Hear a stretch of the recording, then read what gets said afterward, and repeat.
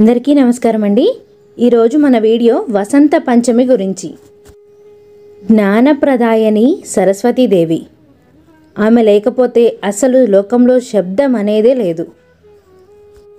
వాక్కుకు అధిష్టాన దేవత, విద్యను బుద్ధిని జ్ఞానాన్ని ప్రసాదించే దేవత సరస్వతీదేవి। ఆ అమ్మను వసంత పంచమి నాడు శ్రద్ధాభక్తులతో పూజించాలి। విద్యాభ్యాసానికి ప్రారంభం అక్షరాభ్యాసం। అక్షరాలను దిద్దించడంతో విద్యాభ్యాసం ప్రారంభమవుతుంది। అక్షరం అంటే క్షయము లేనిది, నాశనం లేనిది అని అర్థం।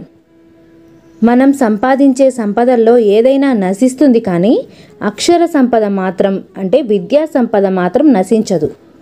అటువంటి అక్షరాభ్యాసాన్ని ప్రారంభించే ముందు సరస్వతి నమస్తుభ్యం వరదే కామరూపిణి విద్యారంభం కరిష్యామి సిద్ధిర్భవతు మే సదా అని ఆ చదువుల తల్లి అయిన సరస్వతీదేవిని ప్రార్థించడం మన ఆచారం। ఈ సరస్వతీదేవి జన్మదినం మాఘమాసంలో వచ్చే శుక్లపక్ష పంచమి। దీనినే శ్రీ పంచమి, వసంత పంచమి అని కూడా అంటారు। ఈ వసంత పంచమి రోజే సరస్వతి అమ్మవారు అవతరించిన రోజుగా చెప్తారు। పూర్వం కృష్ణ పరమాత్మ సరస్వతీదేవిని ఈ రోజున పూజించారట। ఈ రోజున అమ్మవారిని పూజిస్తే మూర్ఖుడు కూడా పండితుడవుతాడు। అయితే ఈ రోజున పిల్లలు మాత్రమే, చదువుకునే విద్యార్థులు మాత్రమే సరస్వతీదేవిని పూజించాలా అంటే, పిల్లలు పెద్దలు అందరూ కూడా సరస్వతీదేవిని పూజించాలండి। ఎందుకు అంటే మన వాక్కుకి బుద్ధికి జ్ఞానానికి అన్నిటికీ కూడా సరస్వతీదేవి అధిదేవత। ఆ తల్లి అనుగ్రహం ఉండబట్టే మనం వింటున్నాము, బుద్ధి బలం ఉంది మనకి। బుద్ధి వికాసానికి కూడా ఆ తల్లి అనుగ్రహం కావాలి। అందుకోసం తప్పకుండా పిల్లలు పెద్దలు అందరూ కూడా ఈ రోజున సరస్వతీదేవిని పూజించాలి। అమ్మవారిని ఈ రోజున ఎలా పూజించాలి అంటే, అమ్మవారి చిత్రపటం పెట్టుకొని కానీ, లేదంటే విగ్రహాన్ని ఉంచుకొని అయినా పూజ చేసుకోవచ్చు। అది లేదంటే పసుపు ముద్దని చేసి అమ్మవారిగా భావించి పూజ చేసుకోవచ్చు। ఈ రోజున అమ్మవారిని తెలుపు రంగు పువ్వులతో పూజించాలి। తెలుపు రంగు వస్త్రాలు ధరించి తెలుపు రంగు పువ్వులతో పూజించి తెలుపు రంగు గల ప్రసాదాన్ని అమ్మవారికి నైవేద్యంగా సమర్పించాలి। అమ్మవారికి తెలుపు రంగు ఇష్టం కనుక ఈ తెలుపు రంగుకి ఇంత ప్రాముఖ్యత ఉంది। ఒకవేళ తెలుపు రంగు పుష్పాలు లభించని పక్షంలో పసుపు రంగు పుష్పాలతో, చామంతి పువ్వులు ఇలాంటి వాటితో పూజ చేయవచ్చు। పసుపు రంగు వస్త్రాలు ధరించి పూజ చేయవచ్చు। ఈ రోజున అమ్మవారికి నివేదించవలసిన నైవేద్యం క్షీరాన్నం। క్షీరాన్నం చేయలేని పక్షంలో ఆవు పాలు కానీ, ఆవు పెరుగు కానీ, అటుకులు బెల్లం వరి పేలాలు ఇదంతా కుదరకపోయినా అన్నం పప్పు మహానివేదన అయిన అమ్మవారికి మనం ఏదైతే చేసుకుంటామో అది అమ్మవారికి నివేదన చేస్తే అదే మహానివేదన అవుతుంది।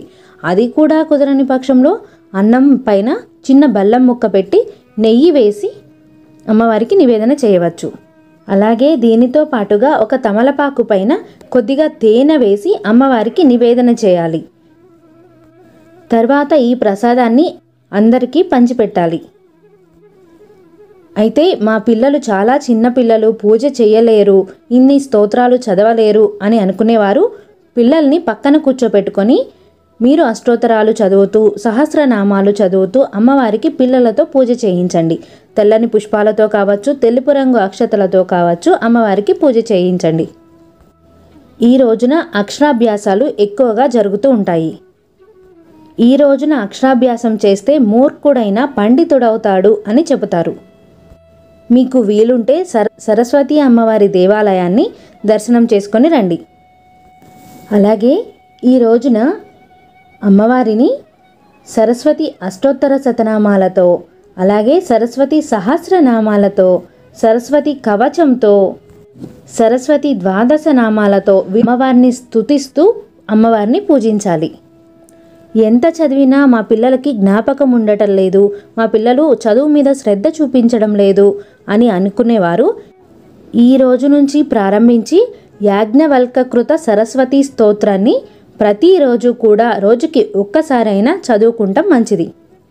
ఈ రోజు నుంచి మొదలుపెట్టి ఏ విద్యార్థులు ఈ స్తోత్రాన్ని పారాయణం చేస్తారో వారికి జ్ఞాపక శక్తి అనేది చాలా చక్కగా ఉంటుంది. అలాగే చదువుపైన శ్రద్ధ బాగా పెరుగుతుంది.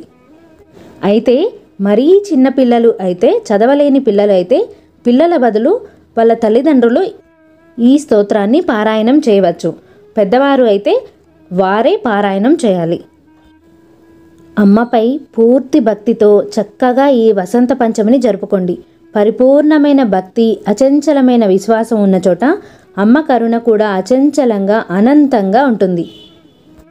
మీ అందరికీ కూడా వసంత పంచమి శుభాకాంక్షలు. మరొక చక్కని వీడియోతో మళ్ళీ కలుద్దాం. నమస్తే అండి.